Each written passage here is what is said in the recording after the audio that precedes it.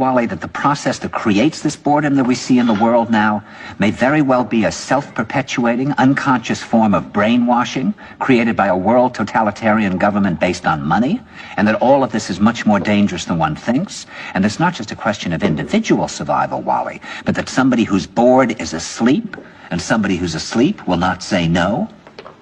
See, I keep meeting these people. I mean, just a few days ago, I met this man whom I greatly admire. He's a Swedish physicist, Gustav Bjornstrand, and he told me that he no longer watches television, he doesn't read newspapers, and he doesn't read magazines. He's completely cut them out of his life because he really does feel that we're living in some kind of Orwellian nightmare now, and that everything that you hear now contributes to turning you into a robot.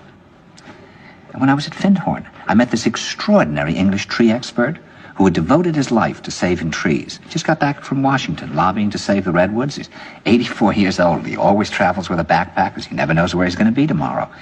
And when I met him at Findhorn, he said to me, "Where are you from?" And I said, "New York." He said, "New York, yes, that's a very interesting place. Do you know a lot of New Yorkers who keep talking about the fact that they want to leave but never do?" And I said, "Oh, yes." And he said, "Why do you think they don't leave?"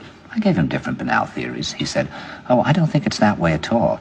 He said, "I think that New York is the new model for the new concentration camp, where the camp has been built by the inmates themselves, and the inmates are the guards, and they have this pride in this thing they've built. They've built their own prison, and so they exist in a state of schizophrenia, where they are both guards and prisoners, and as a result, they no longer have, having been lobotomized, the capacity to leave the prison they've made, or to even see it as a prison."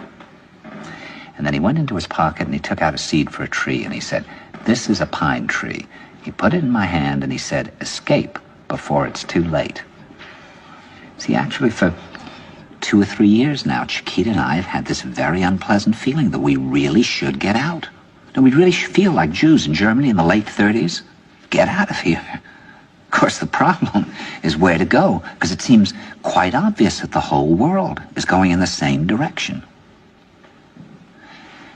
See, I think it's quite possible that the 1960s represented the last burst of the human being before he was extinguished, and that this is the beginning of the rest of the future now, and that from now on there'll simply be all these robots walking around, feeling nothing, thinking nothing, and there'll be nobody left almost to remind them that there once was a species called a human being, with feelings and thoughts, and that history and memory are right now being erased, and soon nobody will really remember that life existed on the planet.